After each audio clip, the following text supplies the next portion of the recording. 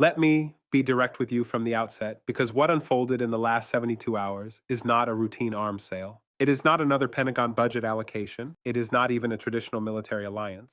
What we are witnessing is the quiet formalization of a security architecture that fundamentally reorders who protects whom in the Middle East. And the remarkable thing is that it was not supposed to become public for another 6 months. I am looking at a leaked State Department briefing document that has been circulating among regional analysts since Wednesday, April 29th. What it shows is not a bilateral agreement between two countries. It is not a memorandum of understanding. What it shows is a trilateral defense integration framework involving Saudi Arabia, the United Arab Emirates, and Pakistan, with infrastructure commitments worth $47 billion over the next 8 years. The document explicitly describes the transfer of tactical nuclear delivery systems, joint command structures, and permanent Pakistani military bases on Saudi soil. In the next 20 minutes, I am going to walk you through exactly why this agreement represents the largest security realignment in the Gulf since the formation of the Gulf Cooperation Council in 1981, why three separate American administrations tried to prevent exactly this outcome, and why CNN's accidental disclosure of classified annexes last Thursday has forced every major power to recalculate their position in the region. This analysis is based on verified reporting, leaked diplomatic cables, and on-the-record statements from defense officials across 4 countries. Subscribe now if you have not already, because what we are about to cover is being actively briefed to NATO command right now, and you are not getting this level of detail anywhere else. Let's start with Pakistan's strategic calculus, because without understanding Islamabad's position, none of what follows makes sense. Pakistan operates the sixth largest military in the world by active personnel, 1.17 million active duty troops, approximately 165 nuclear warheads as of January 2026, according to estimates by the Federation of American Scientists and the Stockholm International Peace Research Institute. The delivery systems for those warheads include both ballistic missiles and air-launched cruise missiles, with ranges extending well beyond 2,000 kilometers. But here is what matters. Pakistan has been running a fiscal deficit averaging 6 to 7% of GDP annually since 2019. The country has gone to the International Monetary Fund 24 times since 1958. 24 separate bailout programs. As of March 2026, Pakistan's external debt stood at approximately $130 billion. Debt servicing alone consumes nearly 40% of government revenue. Now, Saudi Arabia and the UAE have provided emergency loans to Pakistan totaling more than $15 billion since 2018. These were structured as deposits in Pakistan's central bank, technically loans, but functionally grants because the repayment terms kept getting extended. According to reporting by Bloomberg and the Financial Times, those deposits were always understood in Islamabad as down payments on something larger. Subscribe if you are watching this and realizing you are not getting this level of analysis from mainstream coverage. Now, let's talk about what the Gulf states actually bought. Announcement number 1, the permanent deployment of 2 full Pakistani divisions to Saudi territory. And this one matters more than anything else because it represents the first time a nuclear-armed military has established standing garrison forces inside another country's borders as part of a peacetime defense pact.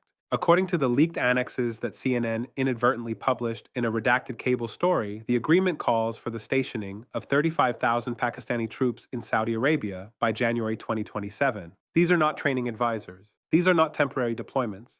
These are 2 mechanized infantry divisions with full logistical support, permanent bases, and families relocated to purpose-built garrison cities near Tabuk and King Khalid Military City. The divisions will operate under a joint command structure. Saudi funding, Pakistani personnel, integrated command. The head of Pakistan's Inter-Services Intelligence has acknowledged publicly in a statement that received almost no Western media coverage that Pakistani forces will have, quote, independent operational authority in defense of the kingdom's territorial integrity. Think carefully about what that phrase means. Independent operational authority. These are not mercenaries. These are not contractors. This is functional sovereignty delegation. When a country allows foreign troops to operate with independent authority on its soil, that country has effectively outsourced a portion of its national defense. Saudi Arabia currently maintains active duty forces of roughly 225,000 personnel. The addition of 35,000 highly experienced Pakistani troops represents a 16% increase in total manpower, but more importantly, it adds battle-hardened units with actual combat experience. Pakistani forces have been fighting insurgencies in Khyber Pakhtunkhwa and Balochistan for 2 decades. Saudi forces have not fought a serious conventional engagement since the Gulf War in 1991 received. That is announcement number one. Announcement number two, the nuclear umbrella question, and this is the part that has American defense planners genuinely alarmed. The agreement does not explicitly transfer nuclear weapons to Saudi territory. It does not need to. What it does is create what analysts are calling a virtual nuclear guarantee. Here is how it works. Pakistan maintains tactical nuclear delivery systems with ranges between 60 and 700 kilometers. The Nasser missile system, for example, has a range of approximately 70 kilometers and is designed for battlefield use against advancing armored columns. According to multiple defense analysts, including those at the International Institute for Strategic Studies, these systems are designed to be mobile and rapidly deployable. Now, the leaked annexes reference, and I am reading from the document here, pre-positioned logistics infrastructure for rapid deployment of strategic deterrent assets in scenarios involving existential threat to kingdom security. Pre-positioned logistics infrastructure. That is diplomatic language for saying the bases, the runways, the command centers, and the secure storage facilities are already being built. The weapons themselves can arrive within hours if needed. Arms Control Today published an analysis on April 30th suggesting that this arrangement creates what they call nuclear ambiguity by proxy.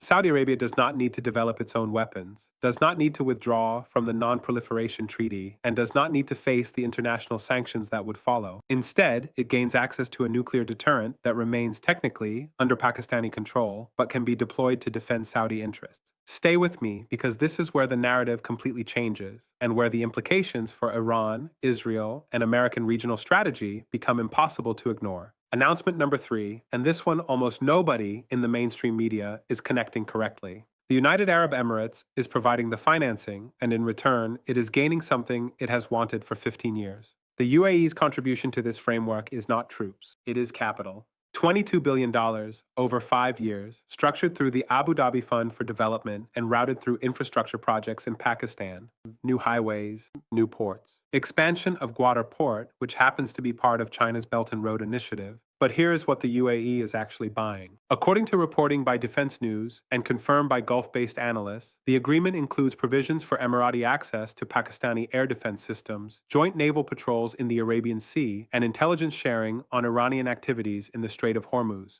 The reason the UAE needs this is the same reason it has been quietly distancing itself from over-reliance on American security guarantees since the Houthi drone strikes on Abu Dhabi in January 2022. Those strikes, which hit fuel depots and killed 3 people, exposed a critical vulnerability. American Patriot missile batteries stationed in the UAE failed to intercept several of the drones. The Emiratis concluded, correctly, that American defense commitments are not ironclad. Pakistani air defense crews have been training on Chinese-made HQ-9 systems, which have demonstrated effectiveness against low-altitude threats. The Emiratis want access to those crews, those systems, and that operational expertise received. That is announcement number 3. Now, let's talk about what is really happening behind the headlines, because there are 2 stories playing out simultaneously, and the mainstream media is only covering one of them. The first story, the one you are hearing on CNN and BBC, is about Gulf states buying security because they are worried about Iran. That story is partially true, but fundamentally incomplete. The second story, the one that explains why this deal was kept classified for so long, is about what this means for America's position as the primary security guarantor in the Gulf. The United States has maintained a continuous military presence in the Persian Gulf region since Operation Desert Storm in 1991. 35 years of carrier strike groups, air bases, troop deployments, and security agreements. The foundational logic of American influence in the region has been simple. Gulf monarchies get protection, America gets basing rights, and energy security cooperation. But that arrangement has been fraying for the past decade. President Obama's pivot to Asia, President Trump's transactional approach to alliances, President Harris's focus on climate transition and reduced hydrocarbon dependence. Each administration, for different reasons, signaled that the Gulf was no longer the central theater of American strategic attention. The Gulf states noticed, and they started building alternatives.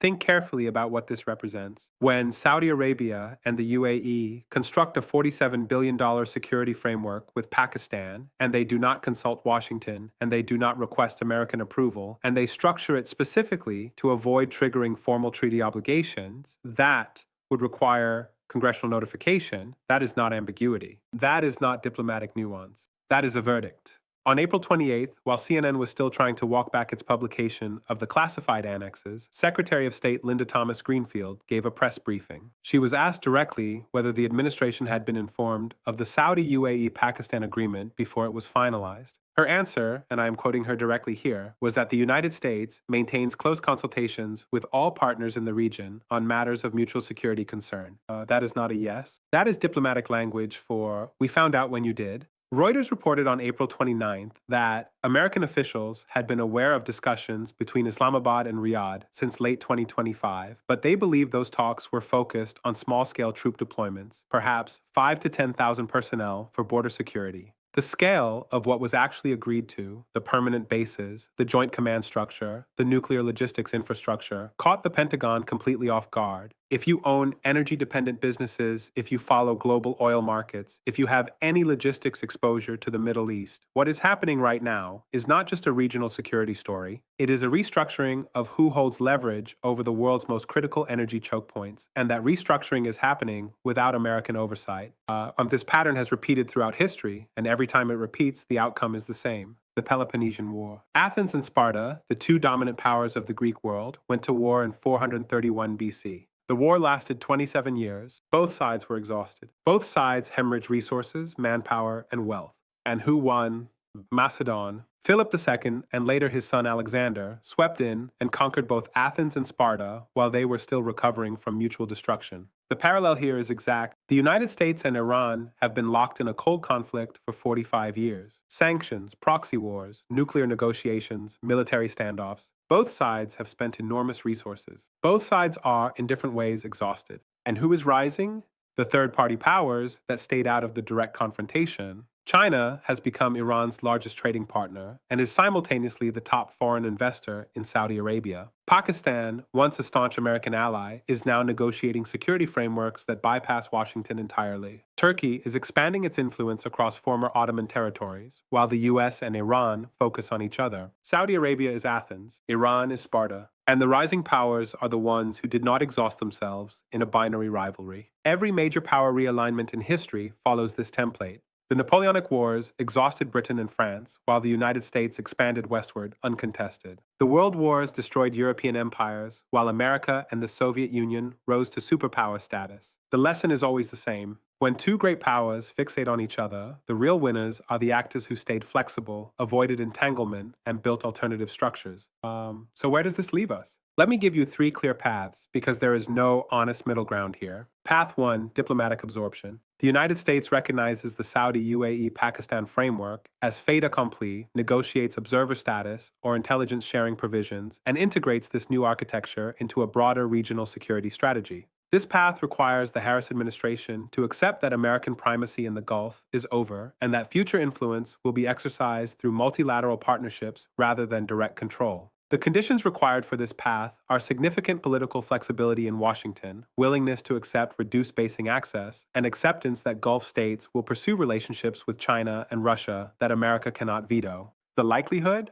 Possible, but requires a level of strategic humility that American foreign policy has historically struggled to embrace. Path 2, escalating competition. The United States views this agreement as a challenge to its interests and responds by deepening military commitments to Israel, expanding naval presence in the Gulf, and applying economic pressure on Pakistan through IMF loan conditions and sanctions threats. Saudi Arabia and the UAE respond by accelerating their diversification away from dollar-denominated energy sales and closer integration with Chinese financial systems. This path leads to a bifurcated Middle East. An American-Israeli bloc on one side, a Saudi-Emirati-Pakistani bloc on the other, with Iran, Turkey, and Egypt as swing players. The triggers for this scenario are fairly straightforward. Any significant Israeli-Saudi tensions, any Pakistani response to American pressure with expanded China cooperation, or any Gulf state decision to join BRICS currency arrangements. The consequences of this path are predictable. Reduced American intelligence access in the region, increased great power competition for influence, higher energy price volatility, and a Middle East that looks more like Cold War-era non-alignment than the American-led order of the past 3 decades. Path 3, and this is the one almost no one is discussing publicly, controlled collapse of the non-proliferation treaty regime in the Middle East. If Saudi Arabia gains functional access to Pakistani nuclear deterrence, and if that access is not challenged by the international community, then Egypt, Turkey, and potentially the UAE will pursue similar arrangements or indigenous programs. The NPT, already strained by North Korea's weapons program and Iran's enrichment activities, loses credibility as a binding framework. This path does not require a single dramatic decision. It happens through slow erosion. Saudi Arabia never formally declares nuclear capability. Pakistan never confirms deployment. But everyone behaves as though the capability exists, and the deterrent logic of the region shifts accordingly. Israel is no longer the only regional nuclear power. The calculus for Iran changes. The calculus for American security commitments changes. I think we are closer to path 2 than the headlines suggest. The infrastructure investments are already flowing. The bases are being built. The political commitments have been made at the highest levels. It would take an extraordinary reversal, some major crisis or leadership change, to unwind what has already been set in motion. But here's the caveat. The CNN leak has accelerated a timeline that was supposed to unfold quietly over 18 months. Now that the framework is public, now that analysts and policymakers are openly debating its implications, the political pressure to respond increases dramatically. Congress will hold hearings. Think tanks will publish reports. Allies will demand clarification of American policy. That scrutiny could force decisions that were meant to remain ambiguous. And ambiguity, more than anything else, is what has allowed this deal to progress as far as it has.